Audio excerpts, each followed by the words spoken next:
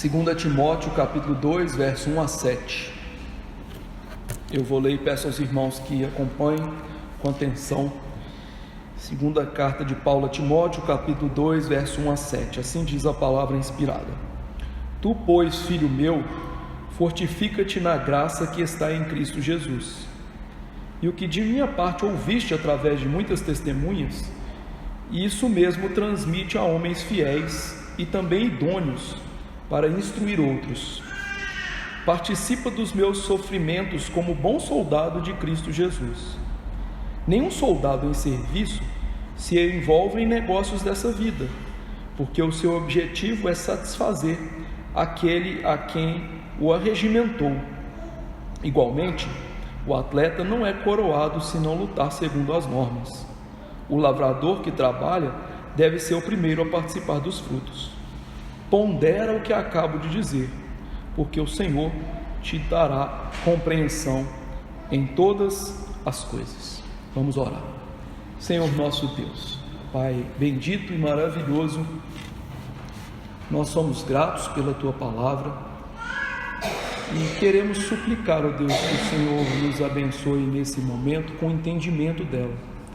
Afinal, o próprio Senhor falou a Timóteo, através de Paulo, que nós devemos ponderar nas coisas, ou seja, meditar, pesá-las, e o Senhor nos dará compreensão delas, mostrando que tanto a leitura, a meditação, a pregação devem ser uma atividade intensa das nossas almas, em confluência com o Teu Espírito Santo, para que aprendamos as Escrituras e então venhamos a guardá-las no coração e praticá-las. Ajude-nos nessa noite, que nossa mente não esteja dispersa, que o nosso cansaço não nos atrapalhe, que as coisas que estão acontecendo lá fora não venham despertar nossa curiosidade, mas que nosso coração e a nossa mente estejam de maneira profunda e profícua voltado a Deus para o Evangelho nesse momento. E que assim Cristo seja glorificado na pregação e no viver esta palavra. É no nome de Jesus que eu imploro estas coisas. Amém. Queridos irmãos, antes da gente entrar no texto, é interessante como nossa sociedade tem se transformado, e você observa que serviços, trabalhos que envolvem grande esforço têm sido cada vez mais deixados de lado. Você já observou isso? Tanto que a cada dia o número de profissionais que são pedreiros, marceneiros, serralheiros e pessoas que pegam no batente assim pesado tem diminuído. É só você olhar para a sociedade, porque nós temos a cada dia mais entendido que esses tipos de trabalho eles não são gratificantes, ao contrário do mundo antigo, que via no trabalho, digamos assim, forçado, no trabalho cheio de grandes forças e atividades, algo que era dignificante, algo que era prazeroso de se fazer. Mas enfim, o que eu quero dizer com isso ao observar nossa sociedade? Infelizmente, esse tipo de ideia de que as coisas têm que ser fáceis e que nós não podemos empregar grandes esforços, e nosso mundo gira em torno disso, né? Afinal, hoje cada casa tem que ter um tanquinho, uma lava-louça, uma lava não sei das quantas, um robozinho, ou seja, a gente não quer esforço, né? Esse tipo de pensamento tem entrado aonde? Na igreja, no Evangelho. E não só na maneira de viver, ou seja, as pessoas não querem mais se esforçar por viver a verdade, mas como nos pastores trabalham e também em como a próxima geração tem recebido o Evangelho. Ou seja, essas coisas, viver a vida cristã, ser bom pastor, transmitir a palavra a outra geração, dá trabalho. E essas três coisas estão ficando, infelizmente, cada vez mais escanteadas na igreja de Deus. E é por isso que o Espírito Santo inspirou Paulo para escrever este capítulo e mostrar o que a Bíblia diz sobre isso. Ou seja, será que é assim que a gente tem que viver? Será que esse é o padrão para as coisas na igreja, para o pastoreio, para a vida cristã piedosa? Creio que não. antes da gente ver aqui o que Paulo quer ensinar para a gente, é importante nós sabermos que Paulo está aqui velhinho, no fim da sua vida. Ele está na sua segunda prisão romana, depois de ter visitado a Espanha, ter ido lá pregar a palavra, como ele disse aos irmãos em Romanos, e agora ele está, meus irmãos, prestes a morrer. E mais uma vez ele escreve a Timóteo, que está também em Éfeso, novamente, e lá nessa cidade ele tem que colocar a casa de Deus em ordem, a igreja de Deus em ordem, só que ele tem que enfrentar um grande desafio. Que grande desafio? Havia naquela igreja falsos mestres, e havia naquela igreja pessoas que haviam abandonado Paulo, que ele cita que 2 nomes aqui na carta, que já haviam abandonado, ou seja, ele está vivendo um período muito difícil da fé, e Timóteo tinha que enfrentar isso, e infelizmente Timóteo tinha uma característica que não ajudava, ele era tímido. Timóteo era um homem novo, uns 30 e poucos anos, tímido, e tinha que enfrentar um contexto desse, o seu mestre morrendo, uma igreja que já longa data enfrenta problemas, falsos mestres, Hermógenes e Fígelo tinham abandonado Paulo, pessoas ali estavam querendo voltar-se para as falsas mensagens, e aí Paulo então escreve essa carta para ele, para ajudá-lo, e especificamente nessa parte que nós vamos meditar hoje, Paulo queria que esse homem se fortificasse na graça, para quê? Para passar o evangelho aos outros, e esse é o dever de todo cristão, é isso que ele vai nos ensinar, ou seja, o cristão ele tem que se fortificar na graça, para quê? Para passar o evangelho a outros, para poder ser apto para passar essa mensagem salvífica para outras pessoas. Então vamos ver essa ideia aqui que Paulo ensina a Timóteo e consequentemente a nós. No verso 1 e 2 ele vai mandar a transmissão do evangelho depois de se fortalecer. Então verso 1 ele diz: tu pois, filho meu, fortifica-te na graça que está em Cristo Jesus. A primeira coisa que eu quero destacar aqui, meus irmãos, é como Paulo é carinhoso com Timóteo. Literalmente ele chama Timóteo de filho. Curiosamente, essa era uma maneira dos apóstolos tratarem os seus discípulos. Afinal, se você abrir as cartas de João, você vai ver que ele chama a sua igreja de filhinhos. De onde que vem esse tipo de tratamento? Talvez você pense o seguinte: é por causa do carinho que eles tinham por essas pessoas. De fato eles tinham carinho, mas quando os apóstolos tratavam a igreja de filhos, aqui por trás disso há uma teologia da palavra de Deus, dos mandamentos de Deus. O 5º mandamento, que às vezes você não lembra aí, diz: honra teu pai e tua mãe, para que se prolongue os teus dias na terra que o Senhor teu Deus te dá. Esse mandamento não está falando somente dos nossos pais, no sentido progenitores. Esse mandamento ensina que todas as pessoas que são superiores a nós em posição, em dons e talentos, são nossos pais, e aqueles que estão abaixo da gente são nossos filhos. Então por que Paulo trata Timóteo como filho, João trata a igreja como filho? Porque de fato o pastor, digamos assim, ele é o pai da igreja, no sentido de que ele é o líder da igreja, e todas as outras ovelhas são seus filhos. Eu sei que aqui eu tenho filhos de 70 anos, e eu tenho 39, mas são meus filhos. Então o pastor ele tem que tratar a igreja dessa maneira, ver a igreja como sua filha e ter sim carinho, desejo, deleite por ela, no sentido de fortalecê-la, ajudá-la, fazê-la caminhar da maneira correta. E é assim que Paulo escreve para Timóteo e consequentemente para a igreja de Éfeso, que ouvia essa carta: vocês são meus filhos. Mas qual é a ordem? Fortifica-te na graça. Ou seja, Paulo trata esse homem como filho, mas como um bom pai ele vai dar ordens ao filho. Então ele diz: olha, fortifica-te na graça. A questão é por quê? Por conta de tudo aquilo que eu disse. Ele está enfrentando falsos mestres, pessoas que deixaram o evangelho, pessoas que querem ouvir falsas doutrinas, e ainda mais, ser pastor não é fácil. Então, já que a tarefa é difícil, o que ele tem que fazer?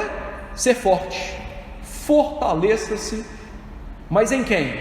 Na graça de Cristo Jesus. Então Paulo manda ele se fortalecer, e Paulo mostra o como fazer. Por quê?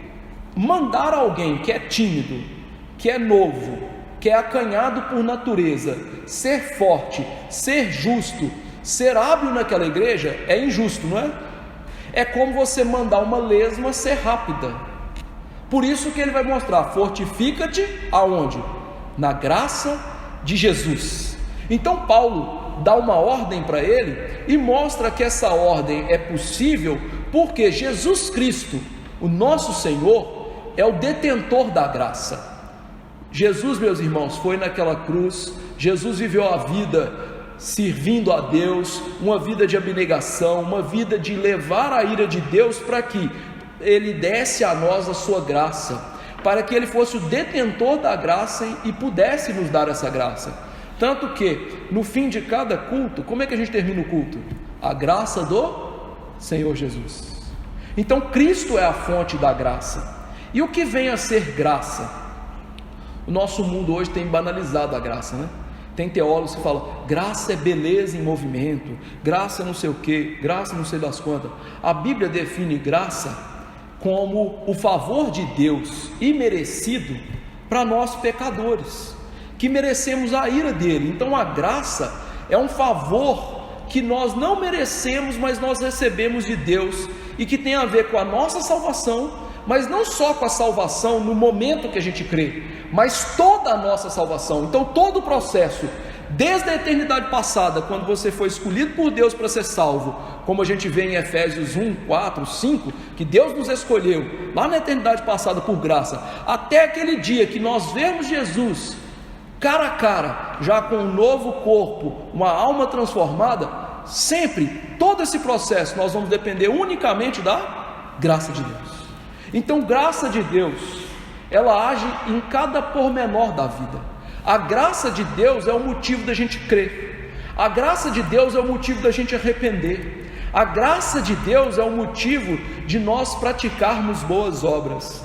Nós lemos isso aqui de manhã na nossa escola dominical: pela graça sois salvos, mediante a fé. Isto não vem de vós, é dom de Deus, não de obras, para que ninguém se glorie, pois somos feitura dele, criados em Cristo Jesus, para as obras que de antemão ele preparou para que andássemos nelas. Ou seja, Paulo está mostrando essa teologia: graça do começo ao fim.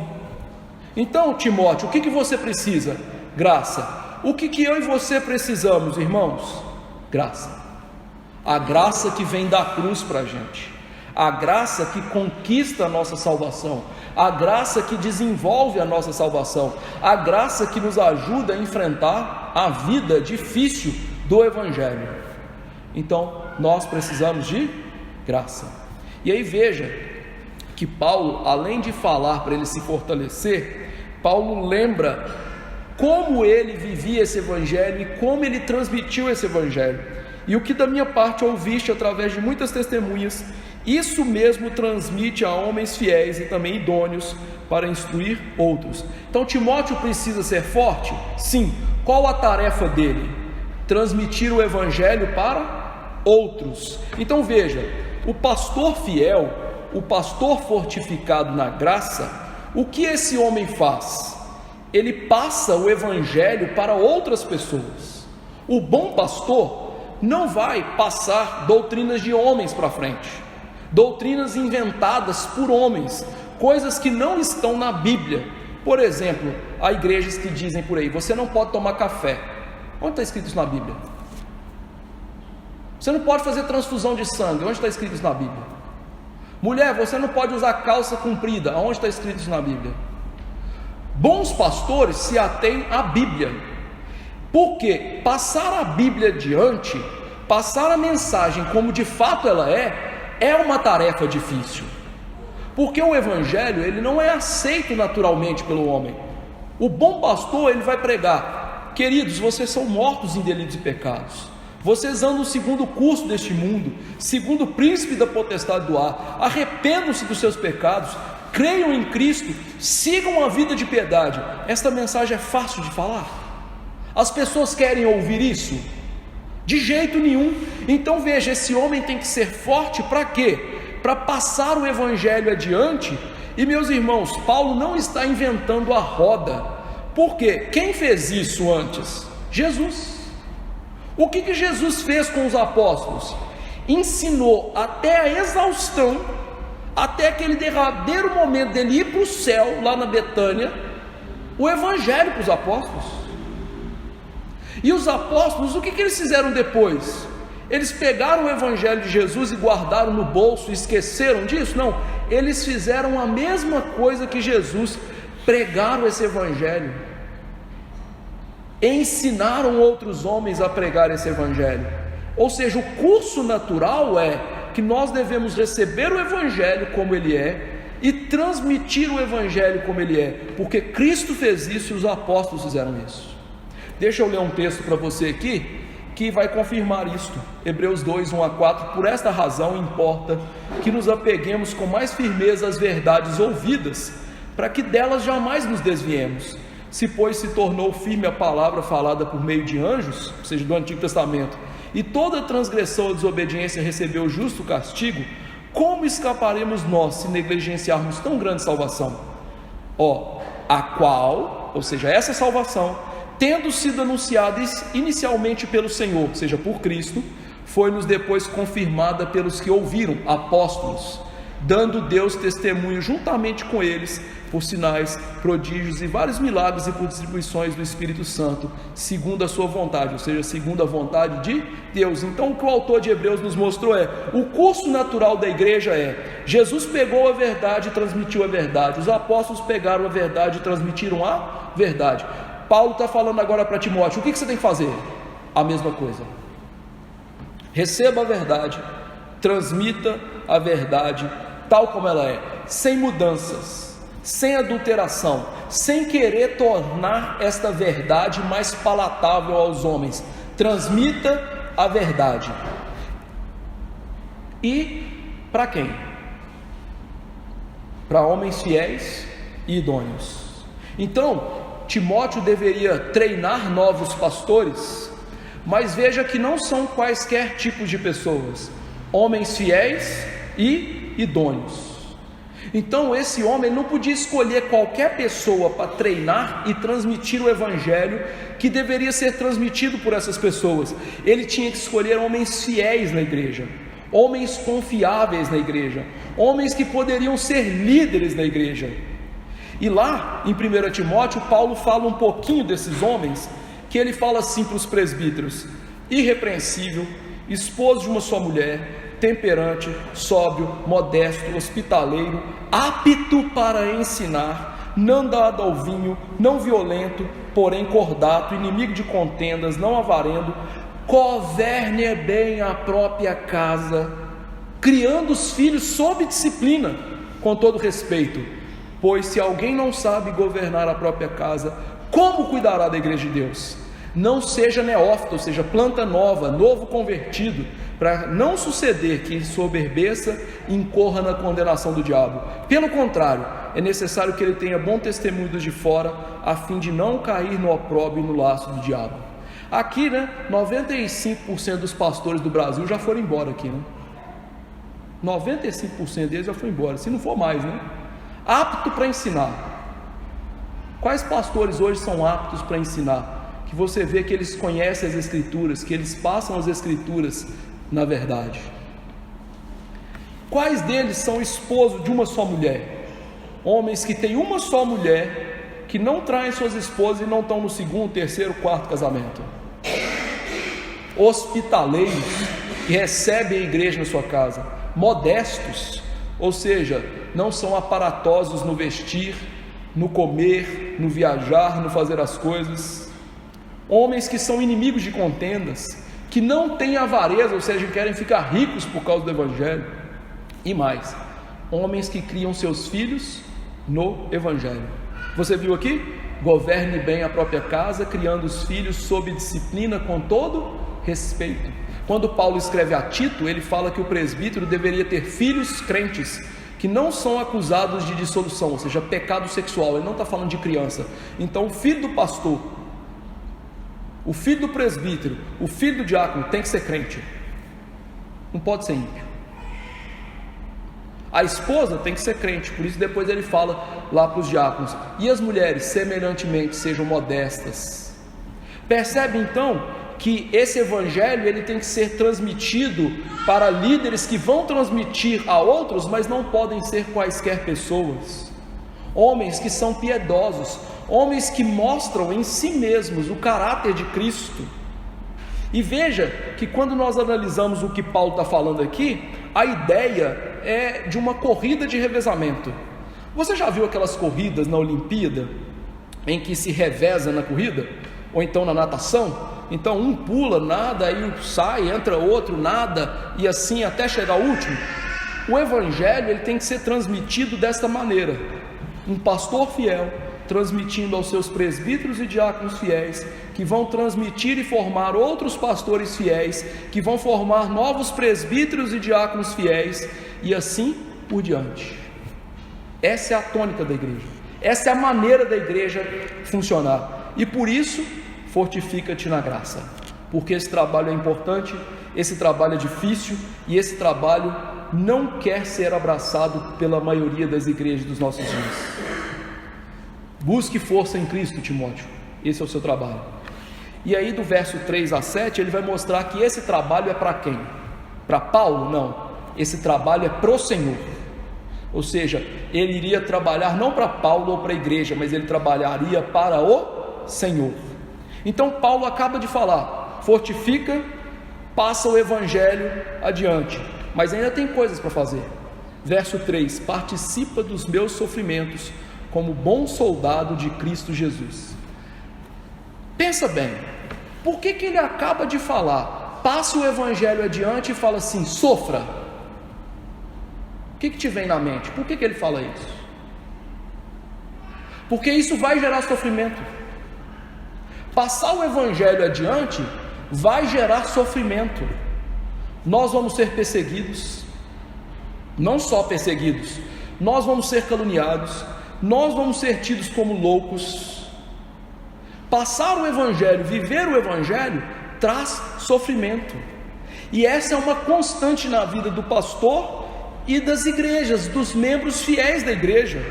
E veja, Paulo aqui então não está mentindo para ele: você tem uma tarefa difícil, que é passar isso adiante, mas então você vai sofrer como eu sofro. E veja, meus irmãos, Paulo não estava deitado agora numa banheira com uma taça de vinho na mão e assistindo uma série no Netflix. Paulo, quando ele escreve isso, ele está numa cadeia suja, fétida, prestes a morrer e com frio, porque mais adiante na carta ele fala: me traz a carta, me traz aí a capa que eu deixei em Troade, por favor, me ajuda, eu estou com frio. Então esse homem, ele está sofrendo por causa do evangelho. Então o que ele diz para Timóteo? Você vai participar desses sofrimentos também, você vai sofrer junto comigo por fazer o que é certo. E meus irmãos, a Bíblia ela é muito clara nisso. O evangelho não é uma banheira de água quente, o evangelho não é uma vida de ficarmos nos regalando enquanto Deus está batalhando aí por nós, não é isso. Pelo contrário, quem vai viver o evangelho vai sofrer pelo evangelho, seja pastor, seja membro da igreja, seja líder da igreja, seja o pequenino da igreja, vai sofrer pelo evangelho. Por isso Pedro nos escreve o seguinte: amados, não estranheis o fogo ardente que surge no meio de vós, destinado a provar-vos, como se coisa alguma extraordinária vos estivesse acontecendo. Pelo contrário, alegrai-vos na medida que sois co-participantes dos sofrimentos de Cristo, para que também na revelação de sua glória vos alegreis, exultando. Então Pedro nos diz o quê? Vocês estão sofrendo pelo evangelho? Não é de se estranhar, não acha isso algo extraordinário, isso é normal, é assim que tem que ser, porque vocês são co-participantes do sofrimento de Cristo pelo evangelho. Meus irmãos, Cristo esteve entre nós durante 30 e poucos anos da sua vida, e no ministério dele oficial, 3 anos e pouquinho. Teve algum dia que ele teve paz? Foi sempre com os fariseus em cima dele, enchendo a paciência. os irmãos dele querendo prendê-lo, a mãe dele falando junto com os irmãos que ele estava louco. Ou seja, aquilo era o sofrimento do Evangelho. E você acha que eu, pastor, e você, membro de igreja, de uma igreja séria, você vai viver uma vida mansa? É para sofrer mesmo. E veja, qual é o propósito disso? Destinado a provar-vos. Por quê? O que o sofrimento faz conosco? Ele mostra a verdadeira fé. Você deve se lembrar que quando Jesus pregou a parábola do bom solo e dos maus solos, Jesus mostrou que o mau solo, diante dos sofrimentos e das agruras, a semente morre, não vai adiante. Ou seja, o sofrimento mata uma falsa fé, e o sofrimento evidencia uma verdadeira fé. Então, Timóteo, participa comigo do sofrimento. De que jeito? Como um bom soldado de Cristo. E é interessante Paulo usar essa figura do soldado, porque hoje a gente, e ainda mais no nosso país, que é um país muito pacífico, por assim dizer, né? A gente não está acostumado a acompanhar soldados, né? Mas isso era corriqueiro na vida deles. E o soldado, ele era treinado naquela época, meus irmãos, a suportar dor. Ele era treinado para ouvir o comandante. Ele era treinado para deixar o luxo e lutar em prol de sua nação. Tanto, né, que era uma glória aquele povo sair carregando aquela insígnia de Roma, né, Roma Victor, ou seja, Roma vitoriosa, e eles achavam aquilo o máximo. Soldados que davam a sua vida por Roma. E aí Paulo usa essa figura para mostrar o quê? Você é soldado de Jesus. Você tem que aguentar dor por Jesus. Você tem que ter prazer em carregar o estandarte real de Jesus. Você tem que prazer de viver pela causa do Evangelho. Seja um bom soldado.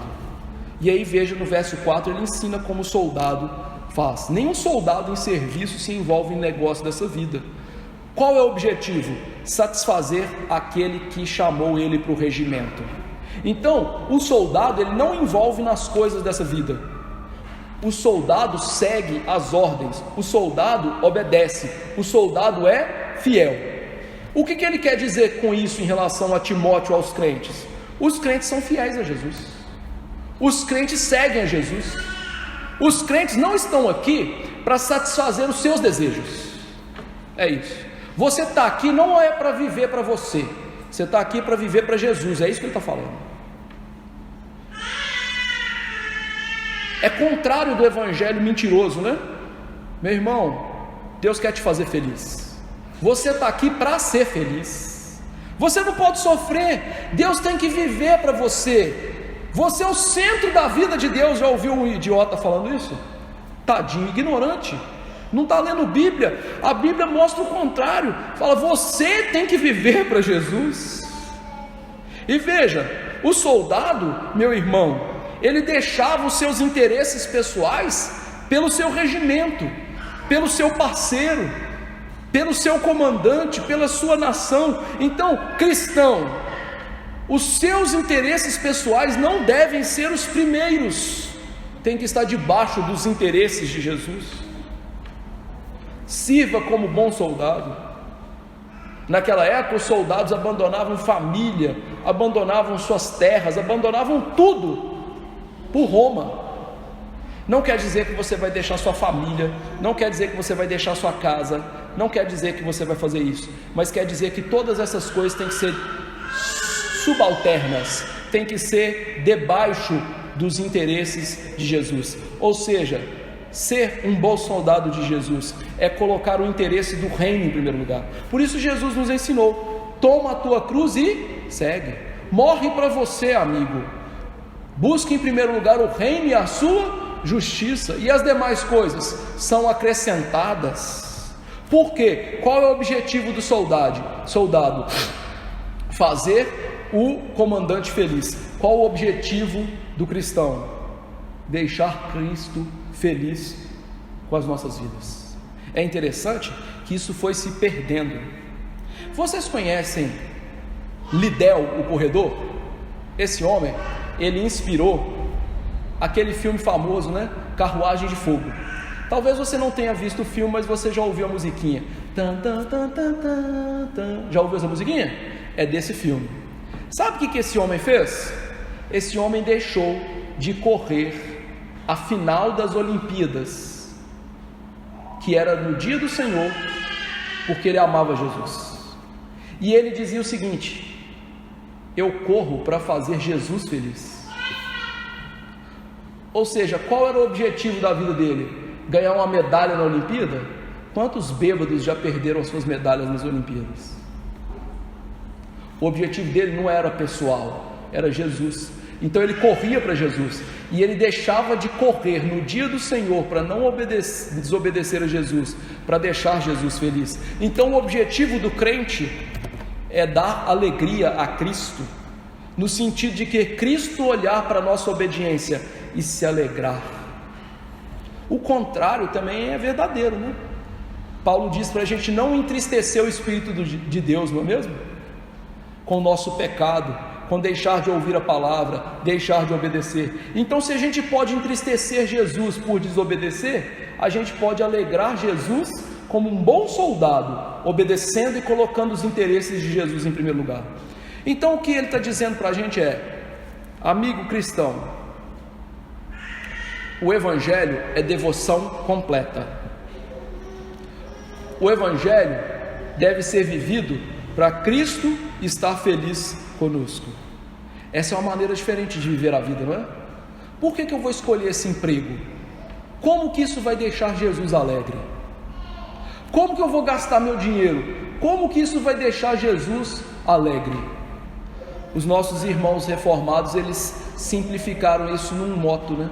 Só lhe deu glória, ou seja, a Deus toda a glória. Paulo disse isso de forma mais brilhante, né? Inspirado pelo Espírito: quer comais, quer bebais, ou façais outra coisa qualquer, fazei tudo para a glória de Deus. 1 Coríntios 10, 31. Paulo então agora muda a figura de soldado para atleta. Igualmente o atleta não é coroado se não lutar segundo as normas. Então veja, ele sai da figura do soldado e entra na figura do atleta.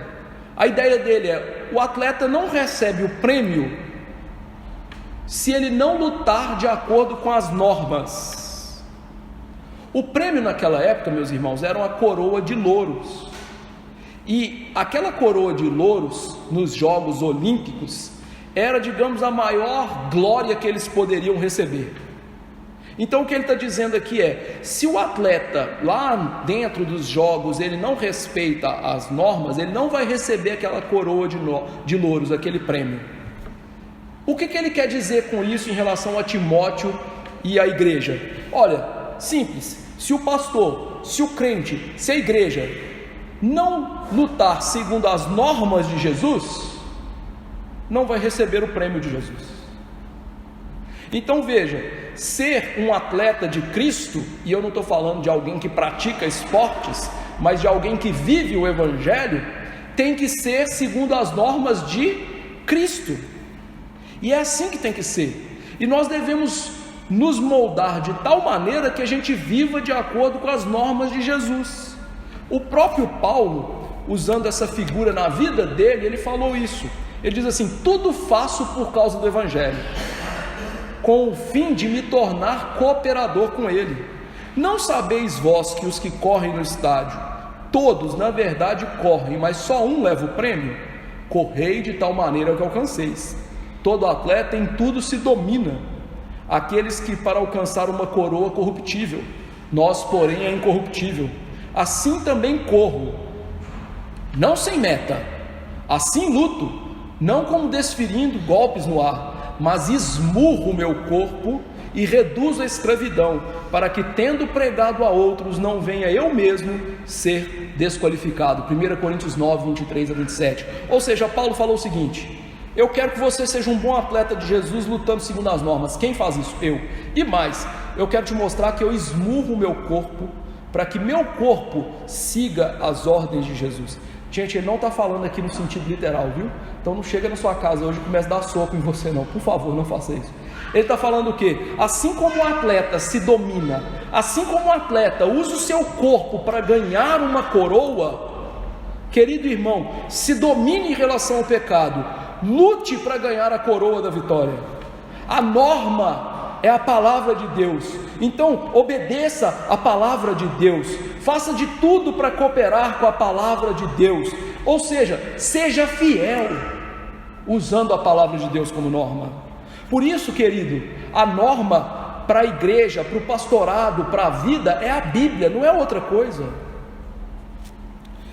Uma vez, um pastor quis eleger oficiais na igreja, e como manda o figurino, ele começou a instruir a igreja, de acordo com 1 Timóteo 3, 1 até o 13 que nós lemos aqui, falando sobre as características dos oficiais.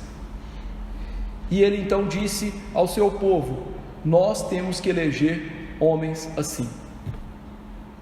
Qual foi a resposta da igreja para eles?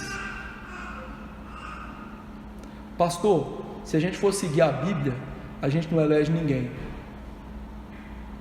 Sabe qual foi a resposta dele para a igreja? Então vamos seguir a Bíblia mesmo que ninguém seja eleito, porque o que importa é seguir a Bíblia. Dar jeitinho brasileiro para eleger pessoas que não têm essas características não é obedecer, não é lutar segundo as normas. Isso é ser fiel. Não é dobrar a Bíblia para fazer o que a gente quer, é nos dobrar diante da Bíblia para fazer aquilo que Deus quer. Para quê? Para a gente receber o prêmio do Senhor. Você acha que o cristão vivendo segundo ele acha ser melhor, segundo as normas que ele cria para si mesmo, ele vai receber a coroa da vitória, da vida eterna em Jesus Cristo? De jeito nenhum. De jeito nenhum. Então, Timóteo, pastor Fábio, irmãos aqui hoje, vamos lutar segundo as normas. Paulo agora muda a figura e diz: o lavrador que trabalha deve ser o primeiro a participar dos frutos. Então veja, ele usou um soldado, um atleta e um lavrador, todas as três coisas difíceis de fazer, não é mesmo? E ele diz: o lavrador é o primeiro a participar dos frutos. A questão é por que Paulo usa o lavrador? Porque, como eu disse, o atleta e o soldado são coisas difíceis. Lavrar também a terra é algo difícil, ainda mais naquela época, gente. Naquela época não tinha trator, naquela época não tinha pivô para irrigar a terra, naquela época não tinha todo esse maquinário moderno. Então lavrador naquela época era assim, pessoas que trabalhavam de sol a sol, pessoas que ralavam de verdade na terra, sachar a terra, tirar as pedras, colocar semente, regar, limpar as ervas daninhas, e tudo isso dá um trabalho hercúleo. Então ele está usando mais uma figura de alguém que trabalha intensamente, que faz um grande esforço. Para quê? Para ter benefício. Então, Timóteo, o que você tem que fazer? Trabalhar duro na igreja. Trabalhe duro na igreja. Veja, como eu disse na nossa introdução, essa mania da gente não querer trabalhar duro impregnou na igreja de tal forma, assim como está na nossa sociedade. Você pode ver isso, né? Essa semana muitas escolas têm aula. Vai lá e vai ver o que os professores vão fazer. Você acha que eles vão ficar passando para casa, ensinando matéria nova, cobrando os meninos? Não. Eles vão passar coisa para menino colorir, né? Ah, vou passar revisão. Revisão nada. Vai fazer o quê? Embarrigar. Você vai numa repartição pública, né? Sexta-feira, no dia do forró, todo mundo já sai mais cedo.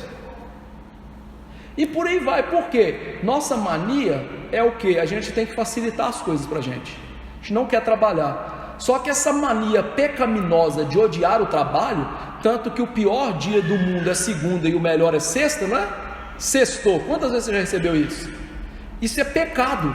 E por isso que Paulo está usando uma figura de um trabalho para mostrar o quê? O trabalho pelo Evangelho, o trabalho na vida cristã tem que ser um trabalho árduo. Deus nos criou para trabalhar. Deus criou Adão e colocou ele no Éden e falou o quê? toma água de coco e vê o Big Brother dos animais? Foi isso que ele falou? Não. Vai fazer o quê? Cultivar e guardar. E porque a tarefa era tão grande, ele falou assim: eu vou te dar uma socorredora idônea. Tanto trabalho que você tem. Ou seja, Deus nos criou para trabalhar. E trabalhar pela igreja tem que ser assim, trabalhar duro. Só que, como eu disse, essa filosofia entrou tanto na igreja que hoje são poucos os que querem trabalhar pela igreja. São poucos os que querem trabalhar pelo evangelho.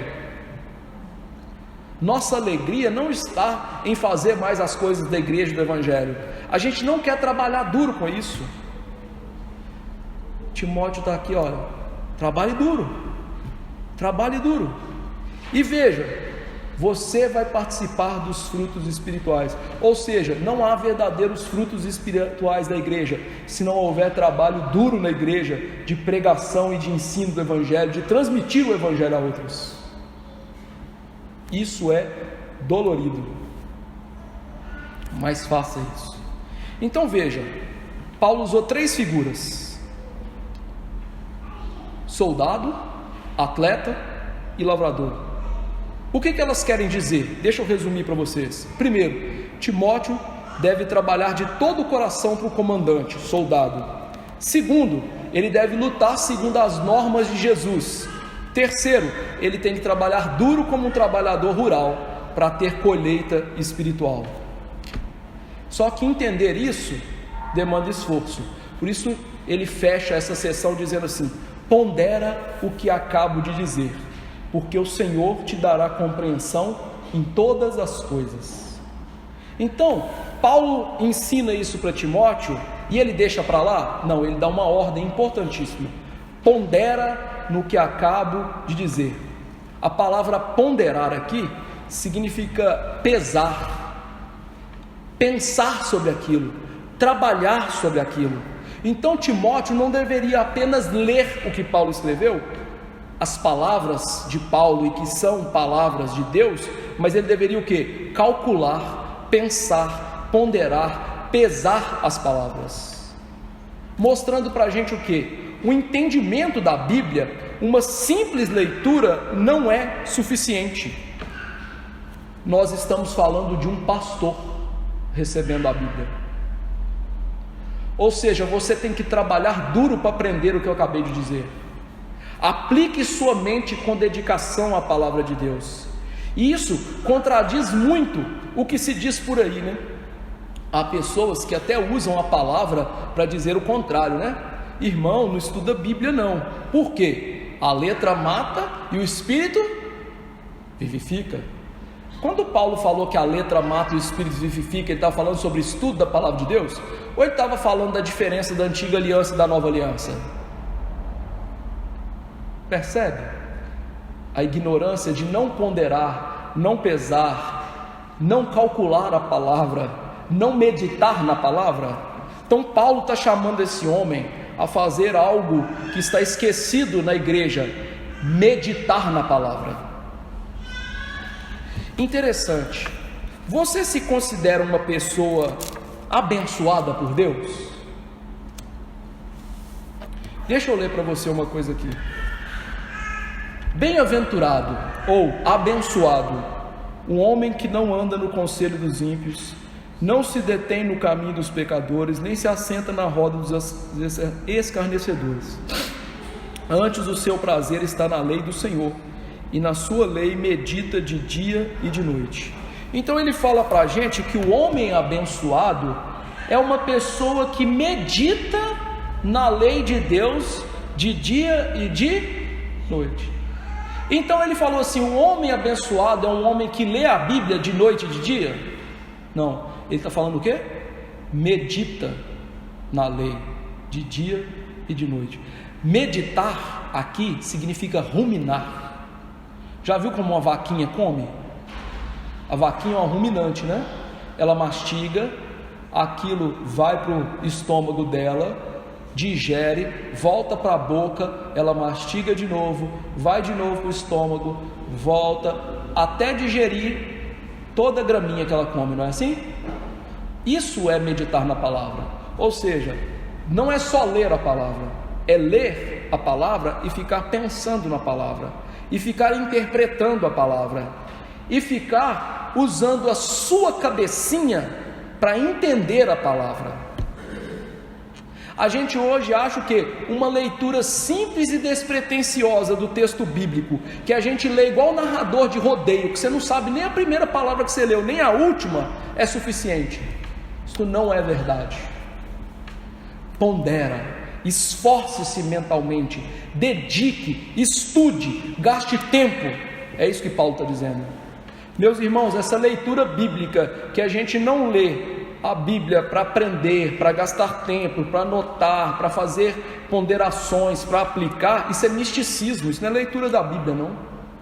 Isso não serve para nada.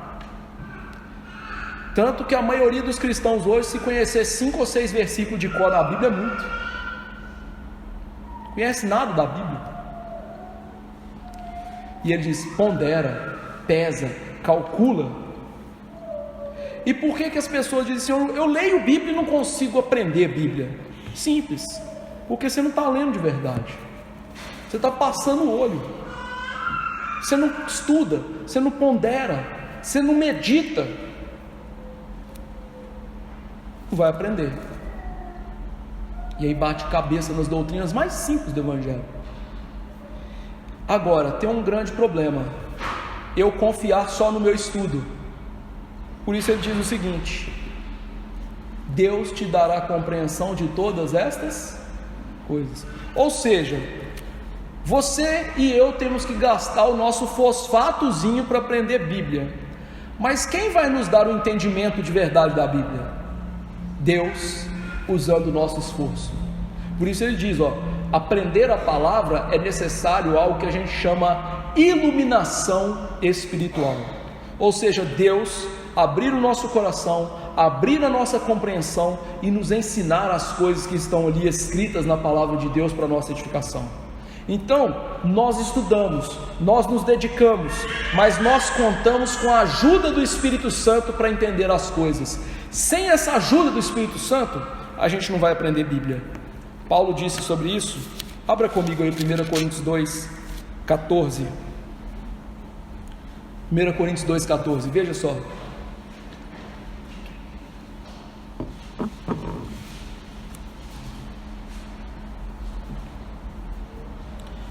Ora, o homem natural não aceita as coisas do Espírito de Deus, porque eles são loucura, e não pode entendê-las, porque elas se discernem espiritualmente. Porém, o homem espiritual julga todas as coisas, mas ele mesmo não é julgado por ninguém. Pois quem conheceu a mente do Senhor que o possa instruir?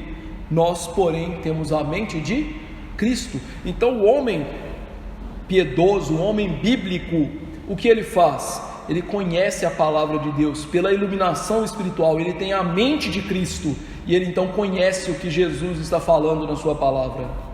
Não sem esforço, não sem se deter, não sem ler com atenção, mas tudo aquilo que ele faz para aprender é usado por Jesus para que ele aprenda a palavra de Deus.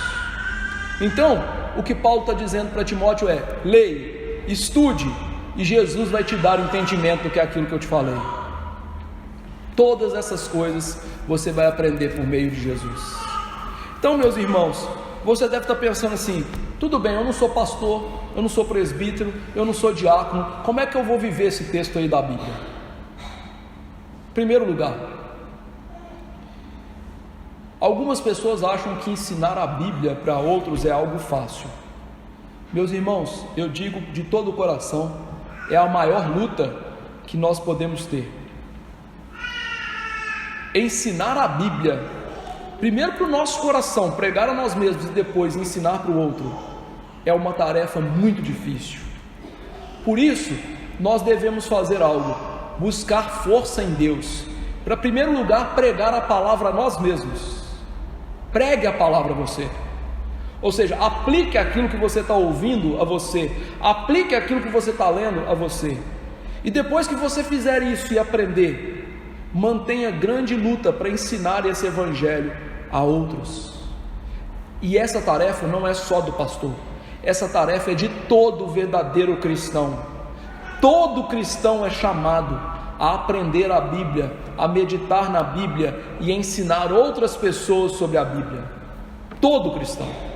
Isso não é um dever só meu. E esse é um dos problemas hoje, porque fica a encargo de pastores, presbíteros e diáconos todo o trabalho de ensino na igreja e até para aqueles que estão fora da igreja. Não, todos temos a responsabilidade de aprender e ensinar, mas isso não é uma tarefa fácil, não é. Eu não vou mentir para vocês. Por isso, fortifica, peça a Deus força para que você faça essa tarefa. E você pode fazer, e você deve fazer. Não tem ninguém no seu trabalho que você possa compartilhar das Escrituras? Não tem ninguém da sua família que gosta de ouvir quando você fala da Bíblia, que você não possa ir lá e falar de Jesus para essa pessoa? Vá, meu irmão, ensine a palavra, evangelize. Jesus te chamou para isso. Segunda aplicação: todos nós temos o dever de nos fortificar na graça. Você está passando um momento difícil?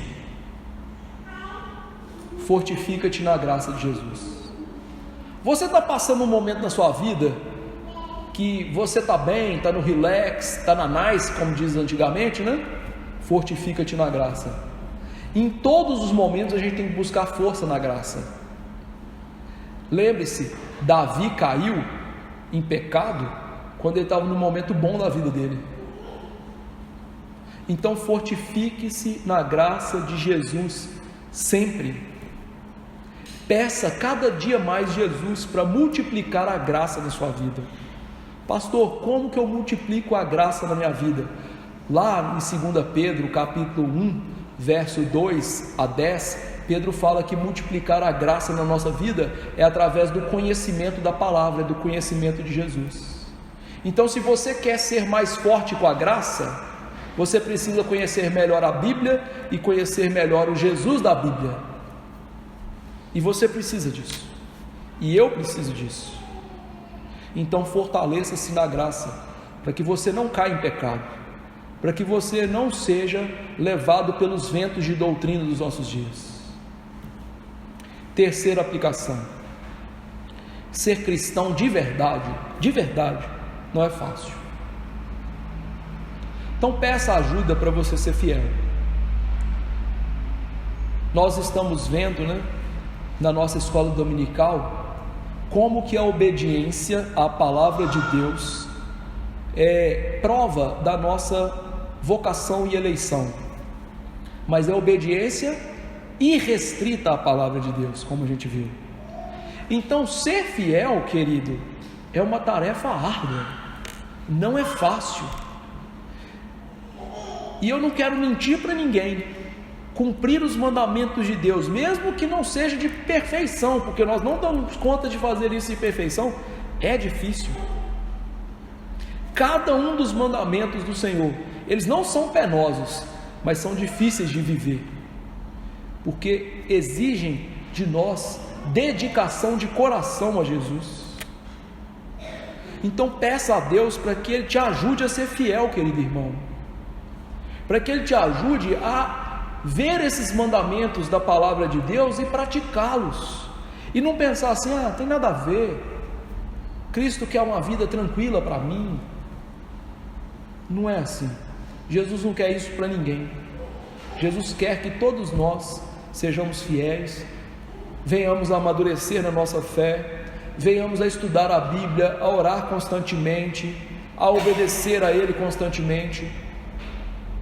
Jesus quer isso para cada um de nós, assim como Ele quis para Timóteo, que ele fosse um bom soldado, um bom atleta, um bom lavrador. Ele quer isso para todos nós.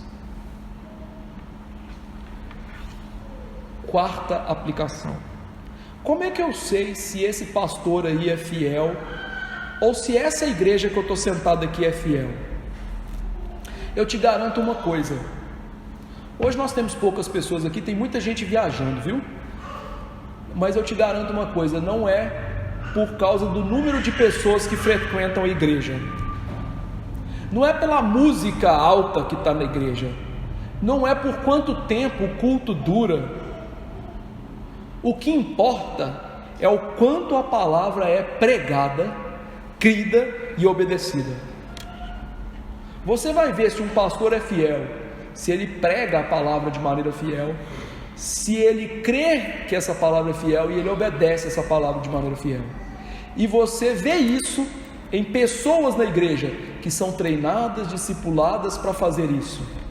Ou seja, pessoas que estão crescendo na graça. São sinais de pessoas fiéis na liderança de uma igreja. Então, nossa igreja, nós estamos crescendo na graça? Nós estamos aprendendo os mandamentos e obedecendo? Nós estamos aprendendo a viver mais por Jesus? Nós temos uma palavra sendo pregada com fidelidade. Quinta aplicação: todo cristão deve ouvir somente a palavra de Deus. Jesus disse: as minhas ovelhas ouvem a minha voz e me seguem. Elas seguem os bandidos, os salteadores? Não, elas seguem a minha voz. Está lá em João 10. Então todo cristão tem que ouvir somente a palavra de Deus, e não o que as pessoas pensam, e não o que elas inventam, mas somente o que a palavra de Deus diz, e é pregada e ensinada corretamente. Queridos, a gente tem que parar de ouvir esses falsos pregadores dos nossos dias. Outro dia, um desses aí falou, que pessoas que são homossexuais, eles não vão entrar no céu, mas eles fazem parte do reino de Deus, e coisas do tipo. Coisa maluca danada.